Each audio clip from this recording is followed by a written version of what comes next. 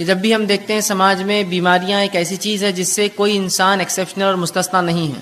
کوئی انسان یہ نہیں کہہ سکتا کہ جو ہے وہ بیمار نہیں ہوتا، اسے بیماری نہیں ہوئی، وہ کبھی بیمار نہ ہوا، یا اگر نہ ہوا ہے تو مستقبل میں آنے والے فیوچر میں وہ جو ہے بیمار نہیں ہوگا. تو بیماریاں ایسی چیز ہے جو انسان سے ایسی لگی ہے کہ جیسی زندگی ہے ویسی بیماریاں ہیں. انسان پیدا ہوا تو بیماریاں، پیدا ہوا تو انفیکشنز، پیدا ہوا تو فلاں مسائل، پیدا ہوا تو فلاں. اور بیماریاں مطلب انسانی سماج، انسانی زندگی سے بالکل بہت گہرائی سے لگی ہوئی، اس سے مستثنا، اس سے ایکسیپشنل، اس سے بچ کر کسی کو چارہ انسان کو ہی نہیں کہ بیمار نہ ہو. پھر چاہے یہ بیماریاں کتنی متشدد، کتنی زیادہ سخت ہوں گی، کتنی کم ہوں گی، معمولی ہوں گی یا اور زیادہ تیز ہوں گی، ایک الگ بات ہے. لیکن جب بھی لوگ بیمار ہوتے ہیں تو یہ سمجھتے ہیں کہ شاید شریعت اسلامیہ نے اس معاملے میں کوئی خاص رہنمائی نہیں کی ہماری، تو لہٰذا جب بیمار ہو جاتے ہیں تو اپنے طریقے سے، من مانے ڈھنگ سے، من چاہے ڈھنگ سے، اپنی مرضی سے جو ہے لوگ علاج کرتے ہیں. اس معاملے میں حرام اور حلال کی کوئی تمیز رکھی ہی نہیں جاتی ہے کہ کیا چیز حلال ہے، کیا حرام ہے، کیسی بیماریوں میں کیسا علاج کیا جائے، کیا چیز استعمال ہو سکتی، کیا نہیں ہو سکتی، کون سا طریقہ درست ہے، کون سا غلط ہوگا، کیا چیز کھائی جائے، کیا نہ کھائی جائے. ہم سمجھتے ہیں شاید شریعت نے اس معاملے میں رہنمائی نہ کی، اور پھر شریعت کو ایک طرف رکھ دیتے ہیں، کہتے ہیں ہاں یہ تو دین ہے، اسلام ہے، ٹھیک ہے، نماز روزہ ٹھیک ہے، لیکن ابھی ہم بیمار ہیں تو لہٰذا اس میں شریعت کا کوئی حل چونکہ نہیں ہے، وہ الٹرنیٹ ڈھونڈتے ہیں، اس سے ہٹ کر کچھ ڈھونڈتے ہیں. پھر ہم دیکھتے ہیں کہ وہ کتاب و سنت کو چھوڑ کر، شریعت کو چھوڑ کر، قرآن حدیث کو چھوڑ کر، نبی اکرم صلی اللہ علیہ وسلم صحابہ کے بتائے طریقے کو چھوڑ کر من مانی کرتے ہیں. مثال کے طور پر کوئی تعویذ لٹکا لیتا ہے، یہ سمجھتا ہے کہ اس سے شاید شفا ہو جائے، اس لیے کہ فلاں کسی نے کہہ دیا کہ بیئر پینے سے جو ہے پتھری نکل جاتی، تو ان کو لگا کہ اب علاج چکی ہے، شریعت اس میں کوئی رہنمائی تو کرتی نہیں ہے، لہٰذا آپ شراب پینا شروع کر دو. کچھ لوگوں کو دیکھا گیا کہ وہ گانجا اور افیم پیتے ہیں، اس لیے کہ انہیں لگتا ہے کہ فلاں مرض کا کوئی علاج نہیں ہے، شریعت نے اس میں رہنمائی نہیں کی، لہٰذا ہم یہ کر لیں. اور پتہ نہیں کیا کیا لوگ اس میں کرتے ہیں، بنا حلال اور حرام کی تمیز رکھے، بنا جانے کہ یہ چیز جو استعمال کی جا رہی ہے شریعت نے اس کو سینکشن کیا نہیں کیا، حلال جانا نہیں جانا، اس کو حرام تو نہیں قرار دیا. اور اس معاملے میں جب کوئی کہتا ہے بھائی حرام ہے حلال، تو کہتے دیکھو ہم بیمار ہیں، ہماری تکلیف ہم کو معلوم ہے، آپ ذرا خاموش بیٹھ جائے تو اچھا ہے، اس معاملے میں ہمیں کرنے دیجیے، ہم کر رہے ہیں، اگر مجھے اس سے سکون ملتا ہے تو میں اسی کو اختیار کرتا ہوں. جیسا بہت سے لوگوں کو مرغی کا مسئلہ ہوتا ہے تو دن بھر گانے سنتے رہتے ہیں، کار میں بیٹھے گانا لگا دیا، موبائل ہینڈ سیٹ میں گانا لگا دیا، گھر کے اندر گانا لگا دیا، اس لیے کہ ان کو لگتا ہے سکون اس کے بغیر حاصل نہیں ہوگا، جبکہ شریعت نے واضح طور سے بتایا کہ حرام چیزوں سے علاج نہیں ہو سکتا ہے. تو ہم یہ سمجھتے ہیں جب بیمار ہو جاتے ہیں کہ شاید اب شریعت میں ایسی کوئی رہنمائی نہیں، لہٰذا منمانی کی جائے، اب جو چاہے کرو، جیسے چاہے علاج کرو، حرام حلال کی کوئی تمیز نہیں، چاہے میوزک کا اس میں استعمال ہو، چاہے ناچنا گانا اس میں پڑے، چاہے شراب پینا پڑے یا کوئی اور کام کرنا پڑے، سب کرو، اس لیے کہ اس معاملے میں ہم جو ہے لاوارث جیسے یا بنا سرپرستی کے چھوڑ دیے گئے، اب بہرحال معاملہ ہم کر سکتے ہیں. اسی لیے اس عنوان کو ہم نے خاص طور سے انتخاب کیا کہ اسلام کیسے رہنمائی کرتا بیماری کے تعلق سے، بیماری اور اسلام کہ ان دونوں کا تعلق ہے. نبی اکرم صلی اللہ علیہ وسلم جو ہے ساری انسانیت کے لیے آئے تھے، اور آپ نے تمام ان شعبوں کے اوپر جو ہے رہنمائی کی، مسلمانوں کی اور انسانوں کی، جو شعبے انسانوں کو جو ہے جو باتیں ان کے جو ہے درپیش آتی ہے. یہ کیسے ہو سکتا ہے جو شریعت اتنی باریک باریک باتوں کو بیان کرے، وہ اتنا بڑا ایک شعبہ انسانی زندگی کا بیماری اس کو چھوڑ دے اور ہمیں ہماری رہنمائی نہ کرے، بلکہ شریعت نے رہنمائی کی، بہت زبردست رہنمائی کی، بہت گہرائی سے رہنمائی کی، بہت اچھے ڈھنگ سے رہنمائی کی. یہ ہماری بد نصیبی ہے کہ اس چیز کو ہم جاننے کی نہ کبھی کوشش کرتے ہیں، نہ اس پر ہم نے کبھی عمل کیا، اور ہماری ان کوتاہیوں کو ہم یہ سمجھتے ہیں کہ شریعت نے اس معاملے ہماری رہنمائی نہیں کی.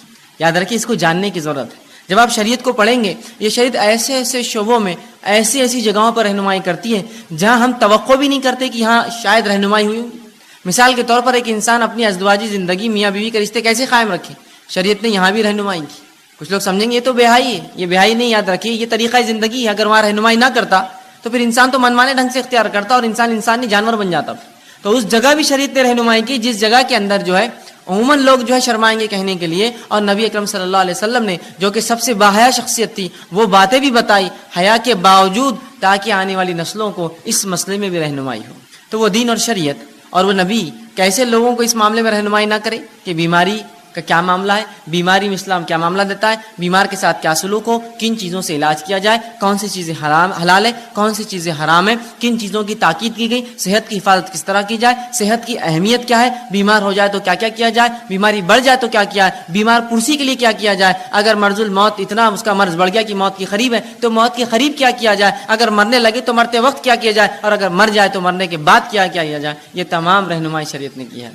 مکمل طور سے ہمارے بیماری سے لے کر علاج سے لے کر شفا یا غیر شفا کی حالت لے کر اور پھر موت اور پھر بالکل موت کے بعد کے تمام معاملات بتائے. میں انشاءاللہ عزیز آپ کو بیماری کے تعلق سے حلال و حرام چند باتیں، وہ چیزیں جن سے نبی اکرم صلی اللہ علیہ وسلم نے علاج کیا، اور وہ چند رہنمائی کی بیمار سے کیسے بیمار پرسی کرے، بیماری کا مومن کو کیا فائدہ ہوتا ہے، یہ تمام باتیں آج آپ کے سامنے رکھنے کی کوشش کروں گا. میں نے آپ کے سامنے جو ہے سورہ بنی اسرائیل سورہ نمبر 17 اس کی آیت نمبر 82 تلاوت کی. اللہ فرماتا ہے وَنُنَزِّلُ مِنَ الْقُرْآنِ مَا هُوَ شِفَاءٌ وَرَحْمَةٌ لِّلْمُؤْمِنِينَ، کہ ہم نے جو قرآن کو نازل کیا اس کے اندر جو ہے مومنوں کے لیے شفا اور رحمت ہے. وَلَا يَزِيدُ الظَّالِمِينَ إِلَّا خَسَارًا، اور ظالموں کو اس کے میں خسارے کے علاوہ، ظالموں کو اس سے نقصان کے علاوہ کچھ نہیں ملتا. مطلب یہ پتہ چلا کہ اللہ رب العزت نے جو قرآن نازل کیا اس میں شفا ہے، یاد رکھیے. اور شفا جسمانی، شفا نفسیاتی یا روحانی جس کو ہم کہتے ہیں، دونوں ہی شفا قرآن میں ہے. ایک آدمی جس پہ کوئی جن حاوی ہو یا مریض ہو کسی بیماری کا، ذہنی اعتبار سے آپ قرآن پڑھیے، آپ دیکھیں گے اس کو سکون و اطمینان ملتا ہے. تو یہ روحانی شفا بھی ہے. اسی طرح جسمانی شفا بھی ہے. بہت ساری بیماریوں میں نبی اکرم صلی اللہ علیہ وسلم نے قرآن کو پڑھنے کی تاکید کی. قرآن کے فضائل میں یہ تمام باتیں بہرحال آ سکتی ہے. آپ فضائل قرآن کے عنوان پر یہ باتیں جو ہے پڑھ سکتے ہیں، تحقیق کر سکتے ہیں. بہرحال آئیے، تو اللہ نے فرمایا کہ ہم نے اس قرآن کو نازل کیا جس کے اندر مومنوں کے لیے شفا ہے اور رحمت ہے، اور ظالموں کو اس کے اندر خسارہ ہے. ظالموں کے لیے تو قرآن نقصان ہے، اس لیے کہ اللہ کی کتاب مان کر اس کو نہیں پڑھتے، ان کے لیے ہدایت نہیں ہے اس کے اندر، لہٰذا وہ خسارہ اٹھاتے ہیں. ورنہ مومنین کے لیے تو شفا ہے اور رحمت ہے اس قرآن کے اندر. اور اسی مقصد کے تحت اللہ نے اس کو نازل کیا. وَنُنَزِّلُ، ہم نے اس کو نازل کیا یہ مقصد کے تحت کہ مومنوں کو شفا اور رحمت اس سے حاصل ہو، اور ظالموں کو اس سے نقصان کے سوا اور کچھ حاصل نہیں ہوتا، یاد رکھیے. اسی طرح نبی اکرم صلی اللہ علیہ وسلم کا ایک فرمان سنن ابن ماجہ کی ایک حدیث میں نے آپ کے سامنے تلاوت کی. اللہ کے رسول صلی اللہ علیہ وسلم فرمایا کہ اللہ رب العزت نے ایسی کوئی بیماری نہیں جس کو نازل کیا. اس حدیث سے پتہ چلتا ہے کہ بیماری اللہ کی طرف سے آتی ہے. رسول اللہ فرماتے ہیں ان اللہ لم ينزل، کہ ایسی کوئی بیماری نہیں ہے جس کو اللہ نے نازل کیا لیکن اس کی شفا، اس کی دوا بھی نازل کر دی، اس کا علاج بھی نازل کر دیا. شفان فتداؤ، تو لہٰذا تم دوا کرو، علاج کراؤ. تو یہاں اس حدیث میں نبی اکرم صلی اللہ علیہ وسلم وضاحت کر دی کہ ایسی کوئی بیماری نہیں ہے جس کو اللہ نے نازل کیا ہو. تو پتہ چلا بیماریاں آسمان سے آتی ہے، اللہ بیماریاں دیتا ہے لوگوں کو، لیکن اس کا علاج بھی اتارتا ہے ان بیماریوں کے ساتھ. فتداؤ، تو لہٰذا تم دوا کرو، علاج کرایا کرو. تو پتہ چلا علاج کرانا چاہیے. بیماریاں اللہ کی طرف سے، بیماری اللہ بہرحال مختلف، کبھی سزا کے طور پر، کبھی آزمائش کے طور پر لوگوں کو دیتا ہے، اور اس کے بعد ہمیں حکم یہ آیا، اس کی دوا اللہ نے اتاری ہے، لہٰذا تم اس کے لیے دوا کرو، اس کے لیے علاج کرو. تو اس حدیث میں ان لوگوں کے لیے بھی تاکید ہے جو سمجھتے ہیں کہ علاج کرانا درست نہیں ہے، بس بیماری ہے تو بس توکل کرو، اللہ پر بھروسہ کرو اور بیماری کو سہتے رہو، بلکہ آپ علاج کرا سکتے ہیں. نبی اکرم صلی اللہ علیہ وسلم نے کہا دوا کرو، علاج کرواؤ بیماری کا. ٹھیک. اسی طرح ہم دیکھتے ہیں بیماری جو ہوتی ہے یہ صحت کا الٹ ہوتی ہے. انسانی جسم کی جو کیفیات ہوتی ہیں جس پہ انسان جیتا ہے جو سماج میں، وہ دو ہی کیفیات ہوتی ہیں، ایک صحت مندی کی اور ایک بیماری والی کیفیت. اب یہ ہو سکتا ہے کہ صحت مند ایک انسان مکمل ہو یا بیمار ہو، اور بیمار چاہے کچھ فیصد ہو یا کچھ زیادہ ہو یا کچھ زیادہ ہو. مختلف بیماریاں ہوتی ہیں، جیسے مثال کے طور پر انسانی جلد پہ کچھ ہو جائے، بیماری ہے، لیکن انسان اس سے بہت زیادہ پریشان نہیں ہوتا، ایک زندگی گزار سکتا ہے. کبھی جسم کی کسی ایک اعضاء میں بیماری ہوتی ہے جس سے اس کو تکلیف ہوتی ہے، کبھی پورے جسم میں اس کو بیماری ہوتی ہے، یا کبھی جو ہوتا ہے کہ اس کا جسم اور جو ہے تمام اعضاء کے اندر بیماریاں ہوتی ہیں، مختلف بہرحال چیزیں ہوتی ہیں. تو اس چیز کو ہمیں سمجھنے کی ضرورت ہے کہ اللہ کے رسول نے علاج کرانے کا حکم دیا. ٹھیک، تو ہمیں جو ہے علاج کرانے کا حکم دیا، اور بیماریاں جو ہے یہ صحت کا، یاد رکھیے، الٹ ہے. بیماریاں صحت کا الٹ ہوتی ہیں. تو اس چیز کو ہمیں سمجھنے کی ضرورت ہے کہ ایک انسان یا تو صحت مند ہوگا یا تو بیمار ہوگا، اس سے ہٹ کر کوئی تیسری اس کی حالت نہیں ہوتی. یا صحت مند اور بیماری کے بیچ میں تھوڑا زیادہ بیمار، یا کچھ صحت اور کچھ بیماری، یہ بہرحال ہو سکتا ہے، یاد رکھیے. تو ہمیں اس بات کو سمجھنے کی بہرحال یہ ضرورت ہے کہ انسانی سماج میں ہماری جو زندگیاں ہوتی ہیں اس کی دو ہی حالت ہے، یا تو صحت مند یا تو انسان بیمار ہوتا ہے. اسی طرح صحت جو ہے یہ ایک بہت عظیم نعمت ہے اللہ رب العزت کی، یاد رکھیے. صحت ایک عظیم نعمت ہے، اس لیے کہ اس کے تعلق سے بار بار نبی اکرم صلی اللہ علیہ وسلم نے بیان کیا ہے. تو صحت کو ہم غنیمت جانیں، اس عظیم نعمت کا ہم جو ہے زبردست فائدہ اٹھائیں. آئیے، صحت کتنی عظیم نعمت اور دولت ہے. نبی اکرم صلی اللہ علیہ وسلم فرماتے ہیں، صحیح مسلم کی روایت، آپ نے فرمایا قوی مومن بہتر ہے اس مومن، اور اللہ کے نزدیک زیادہ محبوب ہے بنسبت اس کے جو کمزور مومن ہیں. قوی مومن جو جسمانی اعتبار سے طاقتور مومن ہے، اللہ کے نزدیک زیادہ محبوب ہے بنسبت اس کے جو کمزور مومن ہے. حالانکہ خیر دونوں میں ہے، خیر دونوں مومن میں، اس لیے دونوں ایمان والے، لیکن جو طاقتور ایمان والا ہے وہ اللہ کے نزدیک بہتر ہے. سوال یہ ہے طاقتور ایمان والا اللہ کے نزدیک کیوں بہتر ہے؟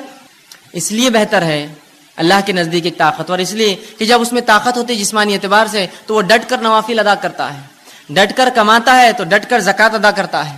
اللہ کے گھر کا حج کر سکتا ہے اس لیے کہ صحت ہو تو پھر حج کرے گا, بیمار آدمی کے لیے بہت مشکل ہوتا ہے. اللہ کے گھر کے طواف اور عمرے کر سکتا ہے, اور بہت سارے فائدے یاد رکھیے ایسا شخص جو ہے اٹھا سکتا ہے. تو لہٰذا اس لیے فرمایا ایک قوی مومن اللہ کے نزدیک زیادہ محبوب ہے بنسبت کمزور مومن کے. حالانکہ خیر دونوں میں ہے, اچھائی دونوں میں ہے, برے کوئی بھی نہیں ہے, لیکن طاقتور مومن, صحت مند مومن کو فوقیت حاصل ہے کمزور مومن پہ, یاد رکھیے. اسی طرح صحت کی اہمیت بتاتے ہوئے نبی اکرم صلی اللہ علیہ وسلم فرماتے ہیں, جامع ترمذی کی روایت ہے, اس حدیث کو اگر ہم سمجھ لیں تو انشاءاللہ عزیز بڑا فائدہ اٹھا سکتے ہیں اپنی صحت کا. آپ صلی اللہ علیہ وسلم فرماتے ہیں اور کہتے ہیں اللہ کی دو نعمتیں ایسی ہیں جس کا بہت سے لوگ فائدہ نہیں اٹھاتے. کیا فرما رہے نبی اکرم صلی اللہ علیہ وسلم؟ اللہ کی ایسی بہت ساری نعمتیں ہیں جن کا مومن فائدہ نہیں اٹھاتے. مطلب پتہ ہی چلا کہ اس کا فائدہ اٹھاؤ, اگر الگ انداز میں بولا ہے تو مانا ہی فائدہ اٹھاؤ. تو اللہ کی بالخصوص دو نعمتیں ایسی ہیں جس کا ہم لوگ جو ہے فائدہ کم اٹھاتے, نہیں اٹھاتے. اور فرمایا پہلا صحت. دو چیزیں نعمتیں اللہ کی ایسی ہے جس کا لوگ فائدہ نہیں اٹھاتے, اور خطاب ہم مسلمانوں سے ہے. پہلا صحت کا فائدہ اٹھانا چاہیے, اس لیے کہ دوسری کی روایت میں جامع ترمذی کی آپ نے فرمایا صحت کا فائدہ اٹھا لو اس سے پہلے کہ بیماری آ جائے. تو صحت کا فائدہ نہیں اٹھاتے آپ فرما رہے. دوسرا جو نعمت اللہ کی جس کو ہم ضائع کرتے ہیں وہ کیا ہے؟ آپ فرماتے ہیں دوسرا والفراغ اور خالی وقت. یہ دو نعمت اللہ کی عظیم نعمت ہیں, ایک صحت اور خالی وقت. اور رسول اللہ فرماتے ہیں ان دو کا مومن فائدہ نہیں اٹھاتے. اور واقعی میں بات کتنی سچ ہے کہ جب اللہ ہمیں صحت دیتا ہے تو ہم کوئی کام نہیں کرتے ہیں, جب بیماری آتی تو ذکر و اذکار, صدقات, نوافل سب کا ہمیں جوش جاگ جاتا ہے. جب صحت تھی کیوں نہیں فائدہ اٹھایا؟ جب ذکر و اذکار کرتے, جب نمازیں پڑھتے, قیام کرتے, اہتمام کرتے, اس لیے کہ جب اللہ نے طاقت دی تھی. یا پھر جوانی تو چھوڑ دیتے ہیں, جوانی جب گزر جاتی ہے اور بڑھاپے میں پھر تمام اعمال کرنے کی کوشش کرتے جو جوانی کی عبادتیں تھیں. یقیناً شریعت یہ نہیں کہہ رہی کہ بڑھاپے کی عبادتیں قبول نہیں ہوتی, لیکن جوانی کی عبادتیں زیادہ مطلوب ہے بڑھاپے کے مقابلے میں, اس لیے کہ یہاں انسان ینگ ہوتا ہے, اس میں جوش ہوتا ہے, اور بہت سارے ایسے کام کر سکتا ہے جو عمر نہیں کر سکتا ہے وہ بڑھاپے کی عمر میں. تو کہا دو ایسی نعمتیں ہیں جس کا انسان فائدہ نہیں اٹھاتے, لوگ فائدہ نہیں اٹھاتے, مسلمان نہیں اٹھا رہے ہیں. ایک صحت اور دوسرا الفراغ اور خالی وقت. کتنی صحیح بات کہی. آج کتنا خالی وقت ہمارے نوجوانوں کے پاس ہے, لیکن کیا اس کا استعمال ہو رہا ہے؟ نہیں ہوتا ہے.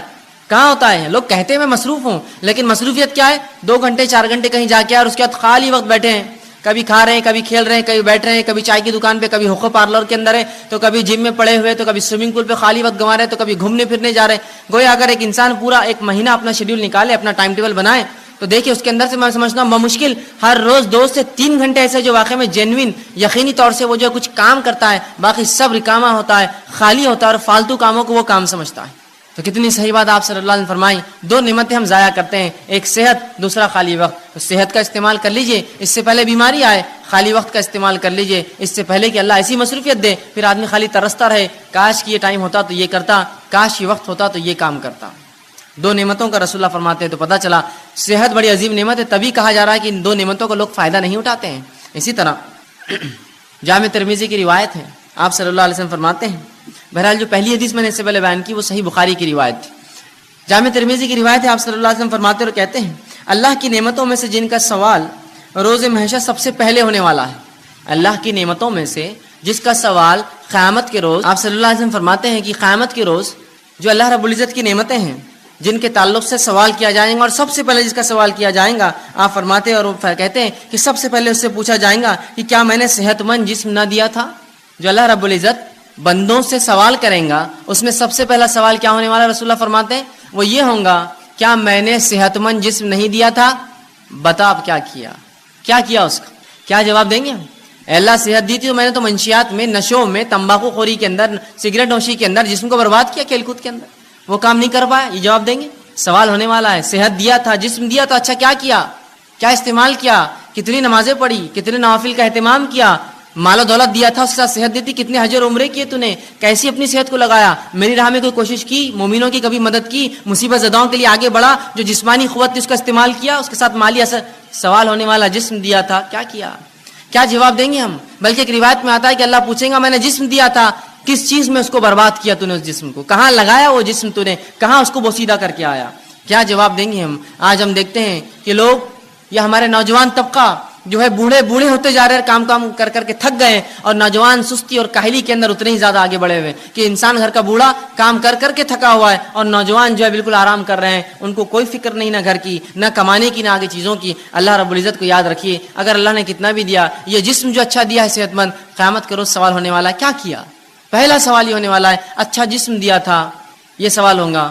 اب اس کا مطلب یہ ہوا یہ سوال ہے تو جواب دینا پڑے گا, کیا کیا اس کا, کہاں لگایا وہ جسم, کیسے استعمال کیا, کیسے اس کو کمزور اور بوڑھا کیا. تو ہمیں یہ اللہ کے سامنے جواب دینا ہوگا, اللہ میں نے جو ہے تیری عبادتوں میں, ریاضت میں اور دیگر علوم دین میں, تیرے کام میں, حلال روزی کمانے میں, اپنے بیوی بچوں کی پرورش میں اس کو لگایا, جواب دینا ہوگا. اور ورنہ اگر کھیل کود میں, فالتو کاموں میں, سگریٹ بیڑی تمباکو میں, چوراہوں پر بیٹھ کے کھانے اور پینے میں, دیکھیے لوگ چوراہے پہ بیٹھے اور کھا رہے پی رہے, 2-2 4-4 گھنٹے روز برباد کرتے ہیں. یہی وہ لوگ ہیں جن سے تلاوت قرآن کا سوال ہو تو کہتے وقت نہیں ہے. یہی وہ لوگ ہیں جن سے دینی علم کا معاملہ کرے تو کہتے وقت نہیں ہے. لیکن شام میں ہر روز کام سے آنے کے بعد یا تجارت ختم ہونے کے بعد 11-12 بجے تک, 1 بجے تک دوستوں میں بیٹھ کر جو وقت برباد کرتے ہیں, کیا روز قیامت اللہ پوچھیں گا نہیں جسم دیا تھا کیا کیا؟ اللہ میں تو نکڑوں پہ بیٹھتا تھا, میلے ٹھیلوں پر جاتا تھا, اور چوراہوں پر بیٹھتا تھا, اور دوستوں سے بات چیت کرتا تھا. یہ جواب دیں گے اپنے رب کو ہم, کھیل کود میں نے ضائع کیا. کھیل کود کی عمر ہوتی ہے, کھیلنا چاہیے. کچھ لوگ تو ایسے ہو جاتے ہیں کہ عمر پوری گزر گئی, ان کو بچے ہو جاتے پھر بھی کھیلتے رہتے ہیں, اس کا شوق ہے اس کا شوق ہے. اور جب دینی کام کی بات کی جائے تو بھائی چھٹی نہیں ہوتی, کیسے کرے, کیوں, جس دن چھٹی ہوتی ہے اس دن کیا, اس دن تو کھیلنا ضروری اور فرض ہے نا مجھ پر, تو وہ دن تو چھوڑ دیجیے آپ. سوال یہ اللہ رب العزت کو ہم کو جواب دینا ہے, اچھا جسم دیا تھا کہاں لگا کر آیا, اس جسم کا, اس صحت کا کیا استعمال کیا. ٹھیک ہے, تو صحت جو ہے ایک عظیم نعمت ہے. اب جب یہ نعمت ہے تو ہر نعمت کی حفاظت کرنا پڑتی ہے, یاد رکھیں. اسی طرح صحت کی بھی حفاظت کرنا پڑیں گی, اور مومن کے لیے صحت کی حفاظت کرنا فرض ہے. میرے اور آپ کے لیے اپنی صحت کی حفاظت کرنا فرض ہے. گویا ہر وہ چیز جو صحت کے خلاف جاتی ہے اس کو ہم استعمال نہیں کر سکتے ہیں. اور یہ بات کتنی درست ہے کہ ایک انسان اگر آپ میرے گھر آئے اور میرے گھر آ کر تشریف رکھے, اور میں آپ کو جو ہے رکابی کے اندر بسکٹس لا کر دوں, اور کہوں کہ یہ بسکٹ کھانے سے ہو سکتا ہے آپ مر جائے, یا یہ چائے میری پی لیجیے, ہو سکتا ہے یہ چائے پی کر آپ کو کینسر ہو جائے, اور آپ کو لا کر کھانا کھلاؤں, اچھا کھانا, بریانی, نان خلی, اور کہوں یہ کھانا کھانے کے بعد ہو سکتا ہے آپ جو ہے کچھ دن کے بعد جو ہے گلے کے کینسر سے, یا جو ہے منہ کے کینسر سے, یا دانتوں کے کینسر سے, یا جسم کے سڑنے سے آپ مر سکتے ہیں, یہ نوش فرمائی, تو کیا وہ چیز آپ کھائیں گے؟ اس لیے کہ آپ کہیں گے صحت کی حفاظت فرض ہے. لیکن یہ جاننے کے باوجود کہ صحت کی حفاظت فرض ہے, ایسے کتنے لوگ ہیں کہ وہ پڑیاں اور تمباکو اور سگریٹ پیتے ہیں جس پہ کھلا لکھا ہوا ہوتا ہے cigarette smoking is injurious to health, it may cause cancer, اور پوری تفصیلات آج کل کمپلسری وارننگ جو آتی ہیں. بلکہ ایسی وارننگ جو اگر کوئی تمباکو کمپنی نہ لکھے تو اس پر فائن ہوتا ہے, معلوم آپ کو, اس پر فائن ہوتا ہے. اس لیے کہ یہ ثابت ہے. ایک دنیا کی مشہور اور معروف کمپنی مالبورو نے ایک مرتبہ یہ کیا کہ وہ اپنی سگریٹ کی ڈبی پر لکھتا نہیں تھا اشتہار, اور اس نے کئی زمانے تک فروخت کی. ایک خاتون کو اس سے کینسر ہوا, وہ پیتی تھی اس لیے کہ اس پہ لکھا نہیں تھا, اس کو لگا یہ سیف ہے کینسر سے, اس نے اس کو پیا, اس کو کچھ سالوں کے اندر کینسر ہوا. اس نے اس پہ جو ہے اس کمپنی پہ جو ہے کیس جو ہے ڈال دیا, کہا کہ یہ کمپنی لکھا کیوں نہیں جب اس میں اتنی خطرناک چیزیں تھیں جس سے میں بیمار ہو سکتی ہوں. کمپنی کو بہرحال اس سے کمپلائن کرنا پڑا, وہ کیس جیتی, اور اس کو $32 بلین اس نے جو ہے اس کمپنی کو پے کرنا پڑے, اسے ایک اکیلی خاتون کو $32 بلین کا کیس ٹھوکا تھا اس نے, اور اس کو ملا پورا پیسہ. اس لیے کہ انہوں نے کیوں نہیں چھاپا اپنے اس پر, جبکہ معلوم تھا اس کو 3 سال میں کینسر ہو سگریٹ پینے, اس کو لگا اس سے کینسر نہیں ہوتا, اچھی برانڈ کی کمپنی ہے سگریٹ. یہاں لکھی ہوئی چیزیں ہیں کہ صحت کے خلاف ہے, کینسر ہو سکتا ہے, مر سکتے ہو, ٹیوبروکلوسس, ٹی بی ہو سکتا ہے تمہیں, کچھ بھی ہو سکتا ہے, لیکن اس کے باوجود بھی دیکھیے دھڑلے سے ہم پیے جا رہے ہیں. صحت ایک نعمت ہے, اس کی حفاظت مجھ پر آپ پر فرض ہے. وہ بسکٹ میرے گھر کے آپ نہیں کھائیں گے جس کو میں کھلاتے وقت کہوں اس سے کینسر ہو سکتا ہے, اس سے بیمار ہو سکتا ہے, اس سے ٹی بی ہو سکتا ہے. پھر کیسے ہم وہ چیزوں کو استعمال کرتے ہیں اپنی نفس پہ حاوی ہونے دے جو اتنی نقصان دہ. اور صحت کی حفاظت فرض ہے, تو یاد رکھیے اپنی صحت کی حفاظت اور دوسروں کی حفاظت ہم کو کرنا ہے. یہ نہیں کہ ہم اپنی صحت کی حفاظت کریں دوسروں کو نقصان پہنچائیں. یہ بات ان کے لیے بھی ہے جو لوگ اللہ کی جو نعمت صحت ہے اللہ دیتا ہے تو اس کو خراب کاموں میں استعمال کرتے ہیں اور بوسیدہ کرتے ہیں اس میں, اور یہ نہیں دیکھتے کہ اس سے صحت کا کیا نقصان ہے. یاد رکھیے صحت کی حفاظت فرض ہے, اس لیے کہ اللہ کی دی گئی نعمت ہے, اور اگر صحت نہ ہوئی تو کوئی عبادت آپ اور میں نہیں کر سکتے. سوچیے مت کہ ہم کبھی عبادت کر پائیں گے زندگی بغیر صحت کی. عبادت کیسے کریں گے بتائیے؟ روزہ رکھنا ہے, صحت نہیں ہے. زکوٰۃ وہ دیں گا جو کمائیں گا, بیمار کما نہیں سکتا ہے. نماز پڑھنا ہے, صحت نہیں, فرض مشکل سے ہوتی ہے تو نوافل اور دیگر نمازیں کیا پڑھوں. صحت ہر چیز کے لیے ضروری ہے, یاد رکھیں گے. ایک مومن کے لیے تو اور زیادہ اس کی اہمیت بڑھ جاتی ہے, جو دنیا میں آیا ہی اللہ کی عبادت کے لیے, اس کے لیے تو صحت بڑی افضل ہے. تو صحت کی حفاظت میرے اور آپ کے لیے فرض ہے, اس کو خامخواہ برباد اور ضائع ہم لوگ نہ کریں. اسی طرح صحت کی حفاظت کے لیے شریعت نے اتنے احکامات جاری کیے. مثال کے طور پر صحت کی حفاظت کرو, طہارت کیا کرو. طہارت کرنا مطلب وضو کرنا, غسل کرنا, پیشاب پاخانے کے لیے پانی کا استعمال کرنا, یہ صحت کے لیے تو ہے. تاکہ انسانی زندگی محفوظ ہے، گندگی سے پاک، گندگیوں سے بیماریاں آتی ہیں. صحت کے لیے دیکھیں کتنا خیال رکھا، طہارت کا حکم دیا. اسی طرح جو ہے کھانے پینے میں حرام اور حلال کی تمیز بتائی کہ دیکھو یہ حلال ہی حرام ہے، حرام چیزیں تمام صحت کے لیے نقصان دہ، حلال چیزیں تمام فائدے مند ہیں. تو کہا یہ حلال ہی حرام ہے. تو دیکھیں یہاں بھی شریعت نے تاکید کی صحت کی حفاظت کے لیے. اسی طرح جو ہے ایسے کاموں سے انسانی جسم کو روکا، انسانوں کو روکا جو اس کے جسم کو ہلاک کر سکتے ہیں، جیسے زنا اور دیگر اور ایسے کام جو غلط بدفعلی انسان شرمگاہ سے کر سکتا ہے. کہا یہ تمام کام بہت خطرناک ہوتے ہیں. آج انسانیت دیکھ رہی جن لوگوں نے جو ہے یہ سمجھا کہ یہ جو رشتے ہوتے ہیں، یہ جو نکاح ہوتے ہیں، سب فالتو چیزیں، بس انسانی زندگی ایسی ایسا جانور ہوتا ہے، بس گزارو، جہاں چلا منہ مار دو، جہاں چلا شرمگاہ کا کسی کے ساتھ استعمال کر لو. آج دیکھیے کتنی بدترین بیماریوں میں ملوث ہے. کسی کو ایڈز ہے تو آج کل STDs جو ہوتے ہیں، سیکچولی ٹرانسمیٹڈ ڈیزیزز کی بھرمار ہے. تو کہا زنا کے قریب نہ جانا. دیکھیے صحت کی حفاظت کے لیے کہا نا، زنا کرو گے تو اتنی گندی گندی بیماریوں میں ملوث ہو جاؤں گے، تو صحت کی حفاظت کی. اسی طرح اچھا کھانا کھانے کا حکم دیا کہ اچھا کھانا کھاؤ، حلال اور طیب چیزیں کھاؤ. اسی طرح جو ہے کثرت کرنے کا حکم دیا کہ صحت کو اچھا رکھو، جس کے لیے کثرت ورزش کیا کرو. اسی طرح کھیل کود کا بھی حکم دیا، وہ کھیل کود جو انسانی جسم کو اور سماج کے لیے فائدے مند ہوتا ہے، جیسا گھڑ سواری ہو سکتا ہے، آرچری ہو سکتا ہے، شوٹنگ ہو سکتا ہے، جو انسانی نفس کو فائدہ دے، کچھ اس میں جو ہے ایسے ہنر پیدا کرے جو فائدے مند ہے. تیرنا سیکھے، یہ سب اچھی چیزیں، سائیکلنگ کرے، رننگ سیکھے، یہ سب انسانی. تو کثرت کا حکم دیا، کھیل کود کا حکم دیا، اور بہت ساری ایسی دیگر احکامات سنائے تاکہ ایک مومن صحت مند رہے. یاد رکھیں صحت کا شریعت نے بڑا خیال رکھا، اور اسی کے لیے حرام حلال، اچھا اور برے کی تمیز رکھی. یہاں مت جاؤ، یہاں جاؤ، یہ مت کرو، یہ کرو، یہ سب صحت کے لیے. طہارت کرو، طہارت کیا کرو. یہ تمام چیزیں میری اور آپ کے صحت کے لیے شریعت نے کی. صحیح مسلم کی ایک روایت آتی ہے، نبی اکرم صلی اللہ علیہ وسلم فرماتے اور کہتے ہیں کتنا دیکھیے اس امت کے صحت کا آپ نے خیال رکھا. اور رسول اللہ فرماتے ہیں، یہ غائب کے علم میں سے آپ فرماتے اور کہتے ہیں، برتن کو اور پانی کی جو تھیلیاں ہوتی تھی اس زمانے میں چمڑے میں پانی بھرا جاتا تھا، تو اس کو رات میں باندھ کر رکھا کرو. اس لیے کہ سال میں کوئی ایک دن ایسا ہوتا ہے کہ اللہ رب العزت آسمان سے بیماری نازل کرتا ہے، اور وہ بیماری جو ہے آسمان سے اترتی ہے، اور ایسی کسی کھلی چیز کو جب پاتی ہے جس کا ڈھکن رکھا نہ گیا ہو، کوئی کھانے کا برتن جس پہ ڈھکن نہ ہو، اس کا منہ بند نہ ہو، یا کوئی پانی کا ایک برتن ہو جس کا منہ بند نہ ہو، تو اس میں داخل ہو جاتی ہے. کیا فرمایا آپ نے؟ یہ بھی غائب کا معاملہ ہے. آپ یہ کہہ سکتے ہیں بیماری تو جراثیم پھیلاتے ہیں، اور جراثیم تو کہیں بھی جا سکتے ہیں. یہ غائب کا اس لیے میں نے پہلے کہہ دیا. اللہ بیماری کو جب نازل کرتا ہے، رسول اللہ فرماتے ہیں ہر روز اپنے برتنوں کو کھانے کی ڈھکا کرو اور پانی پینے کی چیزوں کو بند رکھا کرو. اس لیے کہ سال میں ایک دن ایسا ہوتا ہے جب اللہ آسمان سے بیماری کو نازل کرتا ہے، اور وہ بیماری جو انسانوں میں آتی ہے، اور ہر وہ کھلی چیز، کھلا برتن اور کھلا پانی کا جو حصہ ہوتا ہے اس میں داخل ہو جاتی ہے. تو کہا کھانے پینے کی چیزوں کو ڈھکا رکھو. ویسے بھی کھانے پینے کی چیزوں کو آپ ڈھکیں گے تو یہ بیماری سے تو آپ بچے ہی رہیں گے، ساتھ میں گندگیوں سے، مکھی مچھر سے، غلاظت سے، دھول مٹی سے، اور پتہ نہیں کیا کیا کتنے فائدے ہیں. تو آپ سال بھر ڈھکے رکھیں. کہ تو ایک دن کب آئیں گا نہیں پتا ہے، تو گویا سال بھر ڈھکیں گے، مطلب سال بھر اپنے کھانے اور پینے کی حفاظت کرو، کھلا مت چھوڑا کرو، گندگی مت داخل ہونے دو. دیکھیے کتنا جو ہے شریعت نے حفاظت کی صحت کی ایک مومن کر ایک مسلمان کی. اسی طرح بیماری جو ہوتی ہے وہ صحت کی الٹ ہوتی ہے. اب بیماری کیا ہے؟ بیماری کو ہم یوں کہہ سکتے ہیں، اس کی تعریف میں دے سکتے ہیں کہ انسانی جسم میں کوئی اعضا میں تکلیف ہو یا کمی ہو یا بگاڑ آ جائے. پورے انسانی جسم میں یا کسی ایک اعضا میں کوئی تکلیف ہو یا بگاڑ آ جائے، یہ بیماری ہوتی ہے. انسانی جسم میں مطلب پورے شریر میں، پورے جسم میں، یا کسی ایک اعضا میں، ہاتھ، پیر، سر، کان، ناک، منہ، گلا، انگلیاں، کچھ بھی ہو سکتا ہے. کسی ایک اعضا میں کوئی تکلیف ہو یا اس میں کوئی بیماری ہو، اس چیز کو یا اس میں کوئی بگاڑ آ جائے یا کمی آ جائے، اسے بیماری کہا جاتا ہے. سر درد ہو رہا ہے، بلڈ پریشر ہے، شوگر ہے، یہ پورے جسم کی بیماریاں خون کے اندر رہتی ہیں.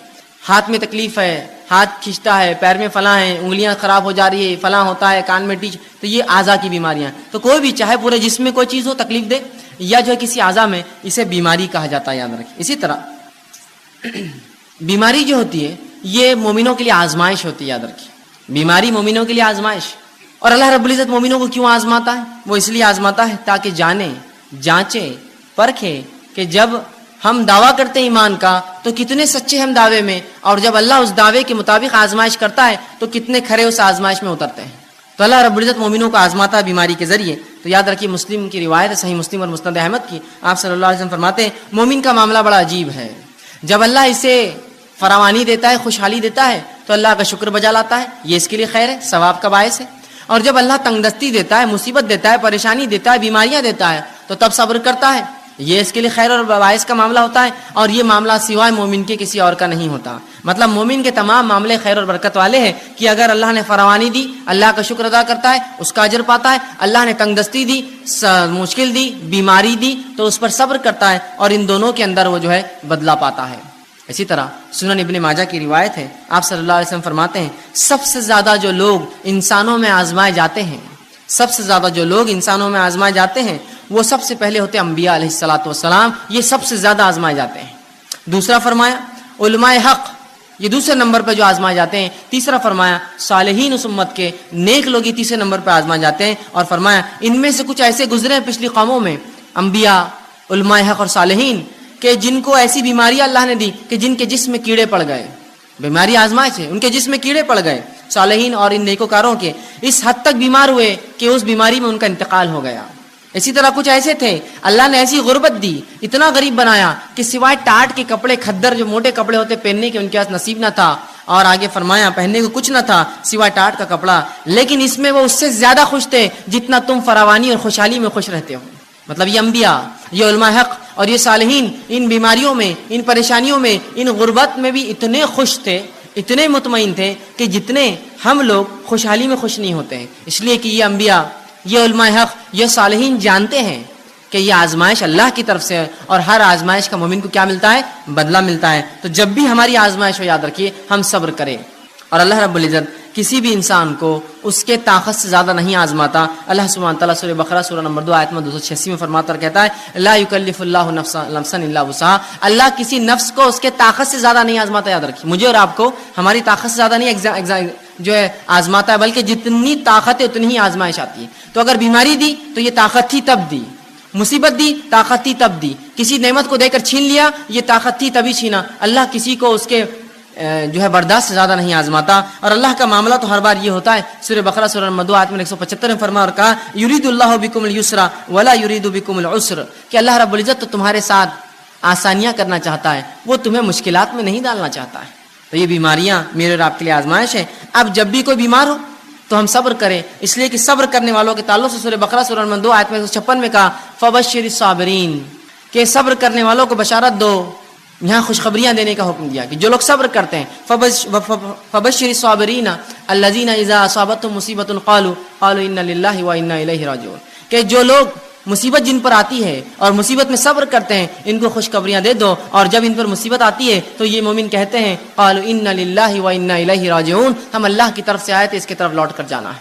تو ہمیں صبر کرنا چاہیے، اللہ کسی کو بھی اس کی طاقت سے زیادہ نہیں آزماتا، جب آزمائش ہوتی تو ہمیں صبر کرنا چاہیے۔ آئیے صحیح بخاری اور صحیح مسلم کی روایت ہے، آپ صلی اللہ علیہ وسلم فرماتے اور کہتے ہیں جب ایک مسلمان کو کوئی ایذا پہنچتی ہے، تکلیف پہنچتی ہے، بیماری کی شکل میں، کسی کی موت کی شکل میں، کسی اعضاء کے ضائع ہونے کی شکل میں، کسی اور اس میں مصیبت، پیسے میں، مال میں کمی، اولاد میں کمی، پھلوں میں کمی، روزی میں کمی، جب کسی ایک مومن کے تعلق سے آپ فرماتے ہیں مسلم کو ایذا یا بیمار ہوتا ہے تو اللہ تعالیٰ اس کے گناہوں کو ایسا دھو دیتا ہے جیسے ایک جھاڑ جس پر سوکھے پتیاں ہوں وہ سوکھنے سے گر جاتی ہیں۔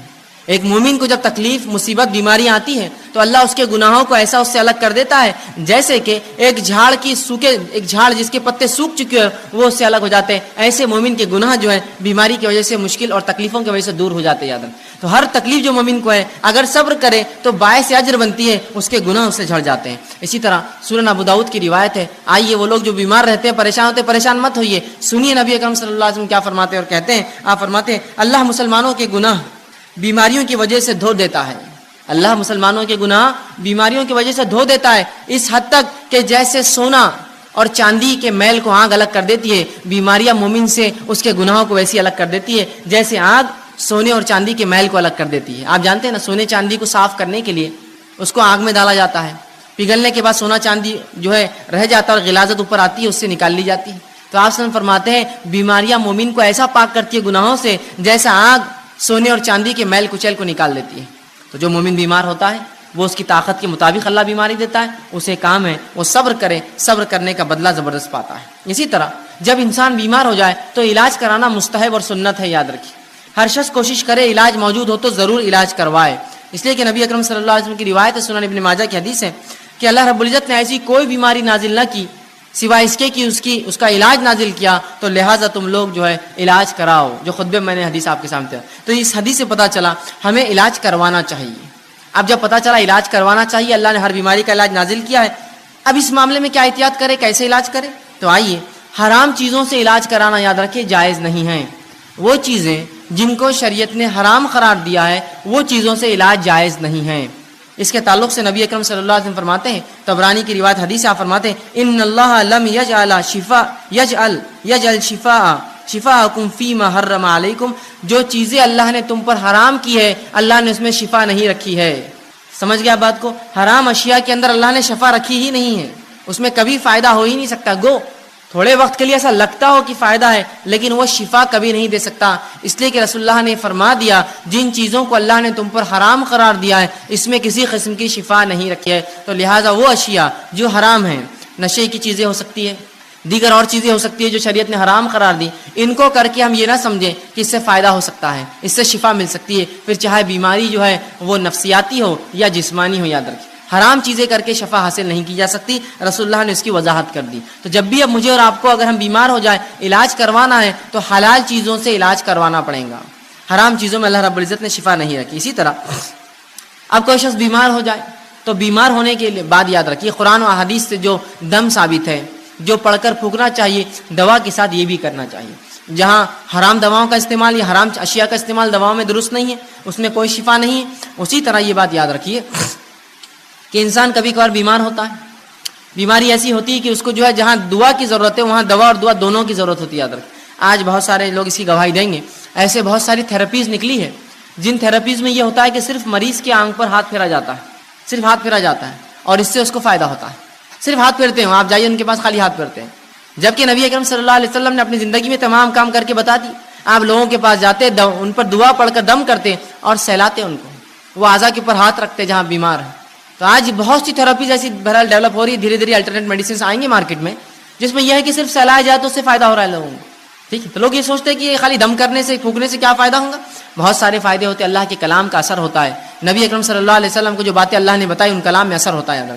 تو اب اگر کوئی بیمار ہو جائے تو حرام چیزوں سے علاج نہ کرے. دوسرا، انسان اپنے نفس سے دم بھی کرے، سب سے پہلے اللہ سے پناہ طلب کرے اور پھر دنیاوی دوا کی طرف جائے. ہم سے جو کوتاہی ہوتی وہ یہ ہے، ہم جو ہی بیمار ہوتے سب سے پہلے ہم کہتے ہیں کہ ڈاکٹر، بس ڈاکٹر کا نام لے کے بھاگ گئے اور سمجھتے ہیں کہ اب ڈاکٹر صاحب نے جو دیا اس سے شفا تو ہونا ہی ہے. سب سے پہلے یہ کہے اللہ تو نے مجھے بیماری دی، مجھے صبر دے، اس بیماری کا اجر دے، اور اپنے نفس کو دم کرے، جو دعائیں بتا گئی وہ کرے اور ساتھ میں دوا بھی کریے آپ.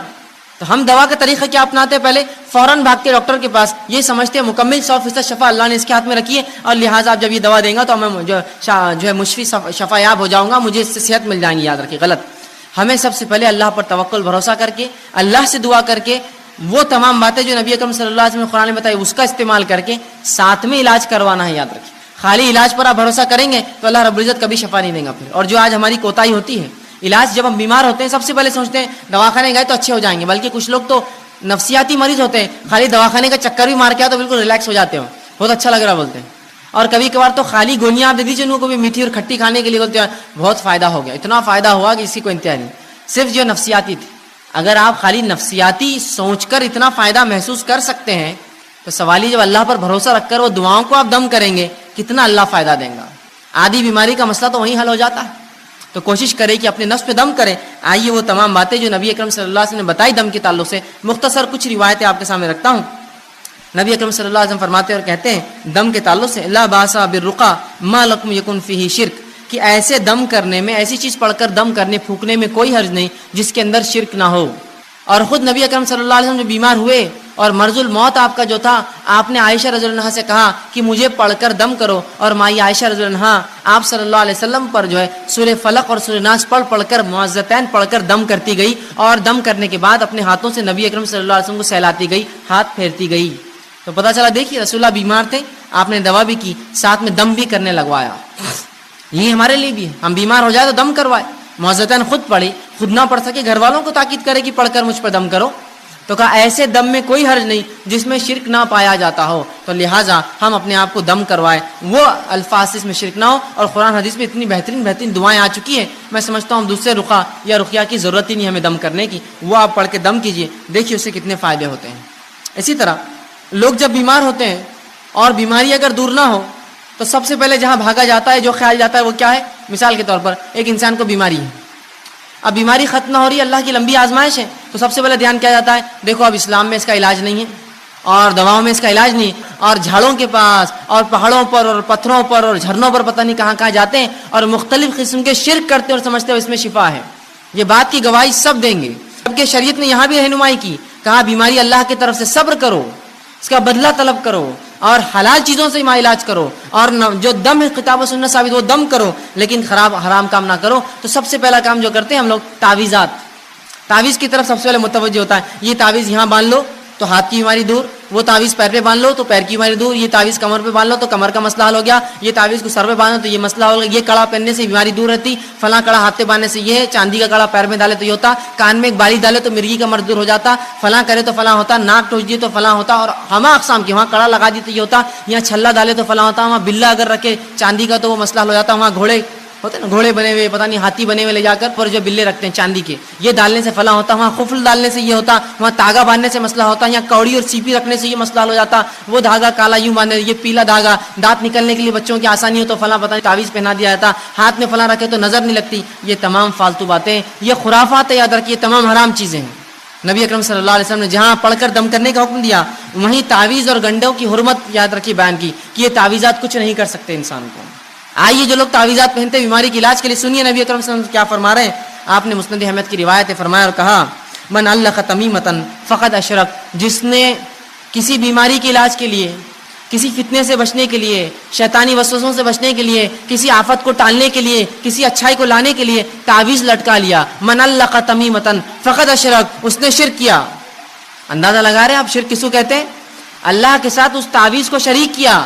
ابھی تعویذ کی شکل تاگے ہو سکتے ہیں، دھاگے ہو سکتے ہیں، کڑے ہو سکتے ہیں، مالے ہو سکتے ہیں، سیپی ہو سکتے ہیں، کوڑیاں ہو سکتے ہیں، اور پتہ نہیں کیا کیا، انسانی کھوپڑی کی ہڈیاں ہو سکتی ہے، جانوروں کی جو جلدیں ہو سکتی ہے، الو ہو سکتا ہے، کوا ہو سکتا ہے، تیتر بٹیر، کچھ بھی پتہ نہیں، لوگ کہتے ہیں یہ کرنے سے بہت فائدہ ہوتا ہے، فلاں کرو، الو کو کاٹ کے ذبح کرو تو یہ ہوتا ہے، بڑواغل کو فلاں کرو تو یہ ہوتا ہے، فلاں چیز کی تمام حرام چیزیں، یا کوڑی لگا دی تو یہ ہوتا ہے، سیپی ٹھوکے تو یہ ہوتا ہے، مالے سے یہ ہوتا، کنکر سے ہوتا، موتی سے ہوتا، سیپی سے ہوتا، یہ تمام حرام۔ جس نے اس عقیدے سے کوئی ایسی چیز لٹکا لی کہ اس سے برائیاں دور ہوتی ہے، بلائیں دور ہوتی ہے، آفتیں دور ہوتی ہے، اچھائی آتی ہے، بیماریاں جاتی ہے، تو کہا من علق تمیمتن فقد اشرک، اس نے شرک کیا، وہ اللہ کے ساتھ اس نے اس تعویذ کو شریک کر دیا۔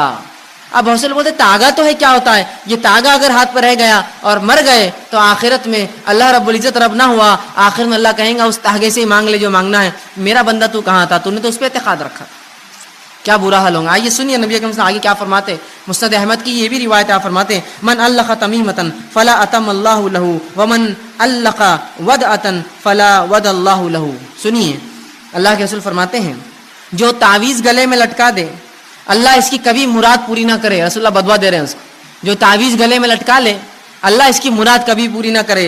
اور جو کوڑیاں اور سیپیاں، نبی اکرم صلی اللہ علیہ وسلم کے زمانے میں لوگ جانوروں کی چیزوں کی حفاظت کے لیے کوڑی اور سیپی لٹکاتے، مطلب تعویذ لٹکاتے بیماری نہ آنے کے لیے، کوڑیاں اور سیپی لٹکاتے کہ برائی نہ آئے، خیر کو لانے والا۔ تو کہا جو کوڑی اور سیپی لٹکا لے، آپ نے فرماتے ہیں جو لٹکا لے اللہ رب العزت اسے کبھی آرام نہ دے۔ جو تعویذ لٹکا لے اللہ رب العزت آپ فرما رہے ہیں کہ اس کو جو ہے کبھی جو ہے اللہ کے رسول فرماتے ہیں کہ اس کی مراد پوری نہ کرے اللہ، جس نیت سے ٹانگ کبھی نہ کرے۔ اور جو سیپی لٹکا لے، کوڑیاں اس زمانے میں لوگ لگاتے تھے تاکہ اس سے خیر آئے، فرمایا اللہ اس کو کبھی آرام نہ دے۔ اسی طرح آپ صلی اللہ علیہ وسلم نے مسند احمد کی روایت ہے، ایک شخص کو دیکھا جس کے ہاتھ میں ایک ڈنڈ پر ایک کڑا تھا۔ بہت سے لوگ پہنتے نا چاندی کے کڑے، چھلے، پتہ نہیں مالے، گلے میں دھاگے، تاگے، سن لیجئے وہ لوگ غور سے سنیے۔ نبی اکرم صلی اللہ علیہ وسلم ایک شخص کو دیکھا کہ ہاتھ میں اس کے کڑا تھا ڈنڈ پر، آپ صلی اللہ علیہ وسلم نے کہا افسوس یہ کیا ہے، کیا باندھ رکھا تو نے ہاتھ پر؟ یہ تو شخص نے کہا اللہ کے رسول یہ میں نے اس لیے پہنا ہے کہ اس سے ایک جلد کی بیماری نہیں ہوتی ہے، اسکن کا ایک ڈیزیز نہیں ہوتا ہے، اس وجہ سے میں نے کڑا پہنا ہے۔ تو کہا کہ تو اسے فوراً اتار دے ورنہ اللہ رب العزت جو ہے تجھے اس میں ملوث کر دیں گا، اس بیماری کو ڈال دیں گا، وہ بیماری میں تجھے ملوث کر دیں گا۔ کہا فوراً اتار دے کڑا ورنہ اللہ تجھے اس بیماری میں ڈال دیں گا۔ اور فرمایا اگر تو اس حال میں مر گیا، تیری موت ہو گئی کہ کڑا تیرے ہاتھ میں ہی تھا، مر گیا تو تو کبھی کامیاب نہیں ہوگا، آخرت میں کبھی کامیاب نہیں ہوگا۔ کیا فرمایا کہ تو نے جلد کے امراض کے لیے پہنا، اسے اتار دے، اگر تو نے اسے نہ اتارا تو تجھے بیماری اللہ دے دیں گا، اور اگر تو مر گیا اس حالت میں تو آخرت میں تو کبھی کامیاب نہیں ہونے والا، اس لیے کہ تو نے شرک کیا۔ تو لہٰذا ہمیں حلال چیزوں سے علاج کروانا ہے، تعویذ گنڈوں میں کوئی علاج نہیں ہوتا، یاد رکھیں۔ آپ دعائیں پڑھیے قرآنی، آپ دعائیں پڑھیے نبوی، یہ علاج کا یاد رکھیے جائز طریقہ ہے۔ آپ بعض دعائیں جو نبی اکرم صلی اللہ علیہ وسلم نے دم کیا اپنے نفس پر جب آپ بیمار ہوتے تھے، تو آئیے وہ دعائیں آپ کے سامنے رکھتا ہوں۔ دیکھیے یہ تمام باتیں دنیاوی علاج کے ساتھ چل رہا ہے، آپ دنیاوی علاج کراتے ہوئے یہ تمام کام کر رہے ہیں، یاد رکھیے۔ میں نے یہ نہیں کہا آپ سے کہ آپ دنیاوی علاج چھوڑ دیجیے اور باقی یہی کرتے رہیے، کافی ہے۔ آپ دواخانے بھی جائیے لیکن پہلے یہ ہوگا، اور ساتھ میں پھر علاج کرواتے رہیے، اور پھر صبر کرتے رہیے، اللہ سے دعا کرتے رہیے۔ تو علاج کے ساتھ یہ سب چل رہا ہے، اس لیے کہ یہ دونوں ملیں گے تو شفا ہے، یاد رکھیے۔ آئیے آپ صلی اللہ علیہ وسلم نے جو بعض دعائیں کی شفا کے لیے، اس آپ کے سامنے رکھتا ہوں، بس مختصر رکھوں گا.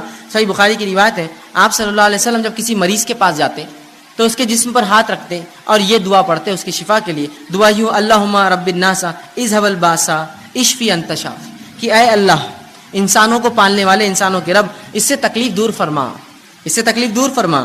اشفی انت شافی، اس کو شفا دے، تو شفا دینے والا ہے. لا شفا الا شفاؤک، تیرے علاوہ کوئی اور شفا دینے والا نہیں ہے. شفاء لا یغادر سقما، ایسی شفا دے کہ جو بیماری کو بالکل نہ چھوڑے. یہ دعا کرتے اس بیمار کے لیے، جب آپ جاتے اس کو پڑھتے اور یہ دعا کرتے کہ مریض پر ہاتھ رکھ کر یہ دعا کرتے، اللہم رب الناس اذھب الباس، اے اللہ جو انسانوں کا رب ہے اس سے اس کی بیماری کو دور کر. اور یقیناً جو آپ فرماتے آگے، اشفی انت شافی، تو شفا دینے والا، تیرے شفا دینے کوئی نہیں ہے. لا شفاؤک الا شفاؤک، تیرے علاوہ کوئی شفا نہیں دیتا. شفاء لا یغادر سقما، ایسی شفا دے اس کو کہ اس کی بیماری کو بالکل نہ چھوڑو. تو ہم بھی جب مریض کے پاس جائے، کوئی گھر میں مریض ہو جائے، یہ دعا اس کے جسم پر ہاتھ رکھ کر پڑھیے، دیکھے شفا ملیں گی، ساتھ میں علاج بھی بہرحال کراتے رہیں. اسی طرح صحیح مسلم کی روایت ہے، ایک شخص نے آپ صلی اللہ علیہ وسلم کے سامنے درد کی شکایت کی. کہا اللہ کے رسول مجھے تکلیف ہو رہی ہے، کسی کے اعضاء میں درد کی شکایت کی. نبی اکرم صلی اللہ علیہ وسلم جب یہ سنا، اس کی درد کی شکایت سنی، تو آپ نے فرمایا کہ تو اپنے اس اعضاء پر جہاں تکلیف ہے اپنا سیدھا ہاتھ رکھ اور 3 بار بسم اللہ پڑھ. پیٹ دکھ رہا ہے، پیر دکھ رہا ہے، اچانک سر میں درد شروع ہوا، پتہ نہیں لوگ کیا کیا کرواتے ہیں. سنت سے یہ ہے کہ ہاتھ رکھو اور 3 مرتبہ آپ نے فرمایا بسم اللہ پڑھ. اور اس کے بعد آپ نے فرمایا اور کہا کہ 7 مرتبہ پھر یہ پڑھ. 3 بار ہاتھ رکھ کے کہے بسم اللہ بسم اللہ بسم اللہ کے نام سے، اور اس کے بعد 7 مرتبہ یہ پڑھ. اور آپ نے فرمایا اعوذ بعزت اللہ و قدرتہ، کہ میں اللہ کی بڑائی اور اس کی قدرت کی پناہ لیتا ہوں. من شر ما اجد و حاضر، اس چیز سے جو میں محسوس کر رہا ہوں یا جس کا مجھے اندیشہ ہو رہا ہے. تو 3 بار پہلے بسم اللہ کہے اور 7 مرتبہ یہ دعا پڑھے تو رسول اللہ فرماتے ہیں اللہ رب العزت اس کو جو ہے شفا دیتا ہے. اسی طرح صحیح مسلم کی روایت ہے، آپ صلی اللہ علیہ وسلم فرماتے ہیں کہ آپ صلی اللہ علیہ وسلم ایک مرتبہ بیمار ہو گئے، جبرائیل علیہ السلام آئے اور نبی اکرم صلی اللہ علیہ وسلم پہ رقیہ کیا، دم کیا ایک دعا پڑھ کر. جبرائیل علیہ السلام نے کیا دعا پڑھی تھی؟ حدیث میں لفظ آتے ہیں، آپ صلی اللہ علیہ وسلم نے صحابہ کو سنا کہا بسم اللہ ارقیک، کہ میں اللہ کے حکم سے تجھ پہ جو ہے دم کرتا ہوں. جبرائیل علیہ السلام آئے اور رسول اللہ پر یہ دعا پڑھ کر دم کی، بسم اللہ ارقیک، کہ اللہ کے نام سے میں تجھے دم کرتا ہوں. من کل دائن یوزیک، ہر اس بیماری سے جو تجھے نقصان دہ ہے. من شر کل نفس، اور ہر نفس کے شر سے اللہ تجھے محفوظ رکھے. وعین حاسد، اور ہر نظر لگانے والے کی نظر بس سے تیری حفاظت کرے. اللہ یشفیک، اللہ تیری جو ہے تجھے شفا دے. بسم اللہ ارقیک، میں اللہ کے حکم سے تجھ کو جو ہے دم کرتا ہوں. یہ دعا جبرائیل علیہ السلام نے نبی اکرم صلی اللہ علیہ وسلم پر دم کی. اسی طرح معوذتین آپ پڑھ سکتے ہیں، اسی طرح سورہ جو ہے فاتحہ پڑھ کر ہم دم کر سکتے ہیں. یہ تمام کے بڑے فضائل آتے ہیں، یاد رکھیں. ہم نے یہ تمام چیزیں بہرحال آج چھوڑ دی ہیں. اور ایسی تمام وہ دعائیں جو قرآن سے اور سنت نبوی سے ثابت ہے آپ پڑھ سکتے ہیں. میں نے تو 2-4 نمونے کے طور پہ رکھی. یہ اگر پڑھ کر ہم کریں گے تو آپ دیکھیے جہاں دوا سے بھی علاج کا کچھ حصہ ہو رہا ہے، وہیں یہ دعائیں بہت حد تک نفسیاتی طور سے ہمیں جو مرض سے دور کر دیں گی، یا کم از کم بیماری ختم نہ بھی ہو تو ہم ایک مضبوط ایک مومن بنے رہیں گے. ہم آہو بکا نہیں کریں گے، تقدیر کو کوسیں گے نہیں، اللہ کو برا بھلا نہیں کہیں گے، اللہ سے بدگمانی نہیں کریں گے کہ ہم ہی بیمار ہونا تھا کہ اللہ ہمارا ہی گھر ملا تھا کیا، مائچ ملا تھا کیا. کم از کم یہ تسلی رہیں گی انسان کو، نفسیاتی وہ مضبوط اور قوی رہیں گا، چاہے جسمانی اعتبار سے کتنا لاغر اور بیمار ہو چکا ہو. تو یہ دعائیں بڑی اہمیت رکھتی ہیں. اسی طرح بعض ایسی چیزیں جن سے نبی اکرم صلی اللہ علیہ وسلم نے خود علاج کیا ہو، وہ آپ کے سامنے کچھ رکھتا ہوں واقعات اور کچھ چیزیں جن سے خود نبی اکرم صلی اللہ علیہ وسلم نے علاج کیا ہو. لیکن ایک بات اس سے پہلے میں بتا دوں کہ جو باتیں حدیث میں آتی ہے کہ آپ صلی اللہ علیہ وسلم نے ان سے علاج کیا ہے، آج بہت سی مرتبہ یہ ہوتا ہے کہ ہم کہتے ہیں ان سے تو جیسا طب نبوی کتابیں ہوتی ہیں، آپ پڑھتے ہیں اور علاج کرنے کی کوشش کرتے ہیں، فائدہ محسوس نہیں ہوتا ہے. وہ اس لیے کہ طب کا معاملہ ایسا ہے کہ اس پہ تجربات اور تجزیات کی ضرورت ہے. نبی اکرم صلی اللہ علیہ وسلم نے بہت سی باتیں فرمائی، یہ مسلمانوں کی کم علمی رہی، بے خوفی رہی، بد نصیبی رہی کہ طب نبوی ہم نے اپنے ہاتھ سے ضائع کر دی، کبھی اس پہ ریسرچ ہی نہیں کیا. کوئی بھی میڈیسن ریسرچ کے بغیر نہیں ہوتی ہے. رسول اللہ اگر یہ فرماتے ہیں کہ فلاں چیز میں یہ شفا ہے تو اس کا معنی یہ کہ اب ریسرچ کرنا پڑے گا نا، اس میں سے نکالنا پڑے گا کیسی شفا ہے، کس چیز کے ساتھ دنیا کی مل کے شفا دیں گی، کون سی اور چیزوں سے مل جانے سے فلاں فائدہ ہوگا. ریسرچ ورک کبھی نہیں ہوا. اور افسوس مسلمانوں نے یونانی طب کو اپنا طب سمجھا اور یونانی طب کو مکمل طور سے لے لیا، اور طب نبی اس کے چکر میں پوری جو ہے ختم ہو گئی. کہ آج بہت ساری باتیں جو طب نبی میں الفاظ آتے ہیں وہ دوائیں کس کو بولتے ہیں ہم کو معلوم نہیں. وہ تو تبھی معلوم ہو سکتا تھا جب اس زمانے کے بعد سے لے کر مسلمان اس کو استعمال کرتے رہتے، اس پہ تجربات کرتے. افسوس کہ اتنا زبردست ذریعہ طب کا ہم نے کھو دیا. لیکن پھر بھی کچھ باتیں جو آتی رکھنے کی کوشش کرتا ہوں، وہ جو جس سے رسول اللہ صلی اللہ علیہ وسلم نے شفا کے لیے استعمال کی دواؤں کے طور پر. سب سے پہلے جو حدیث میں آتا ہے وہ یہ کہ آپ شہد سے علاج کیا کرتے تھے.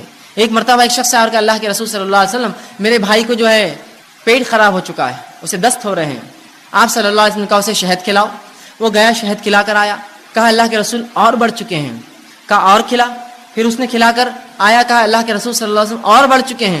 کہا اور کھلا. 3 مرتبہ کھلانے کا حکم دیا. پھر وہ آ کر کہا اللہ کے رسول اور اس کے جو ہے دست بڑھ گئے ہیں. تو کہا اللہ کی کتاب سچی ہے, تیرے بھائی کا پیٹ جھوٹا ہے, اسے اور کھلا شہد. اس لیے کہ اللہ نے شہد کے تعلق سے کہا اس میں شفا ہے, تو اللہ کی کتاب سچی ہے, تیرے بھائی کا پیٹ جھوٹا ہے, اسے اور کھلا. جب اور کھلایا گیا تو ان کو شفا مل گئی اس چیز سے. آپ دیکھ رہے ہیں جہاں شہد کھلایا گیا وہیں عقیدہ دیکھیے ساتھ میں, کھلا اس کو, اس میں شفا ہے, بس اگر کہہ دیا تو کہہ دیا.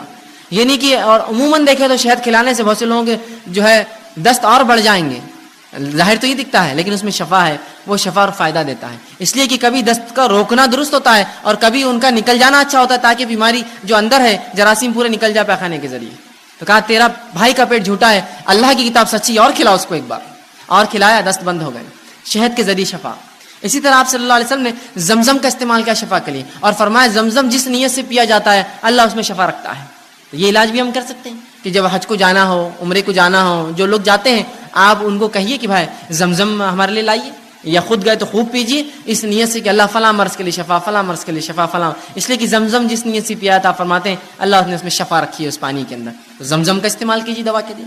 اسی طرح گائے کا دودھ, یہ بھی بڑا مفید ہے, یاد رکھیے. آپ صلی اللہ علیہ وسلم فرماتے ہیں کہ گائے کا دودھ پیا کرو, اس میں شفا ہے, اور اس کے پنیر کو کھایا کرو, اس میں بھی شفا ہے. اس لیے کہ گائے مختلف قسم کے جو ہے جھاڑ کھاتی ہے جس کی وجہ سے اس کے دودھ میں شفا ہوتی ہے, لیکن اس کے گوشت میں بیماری ہے.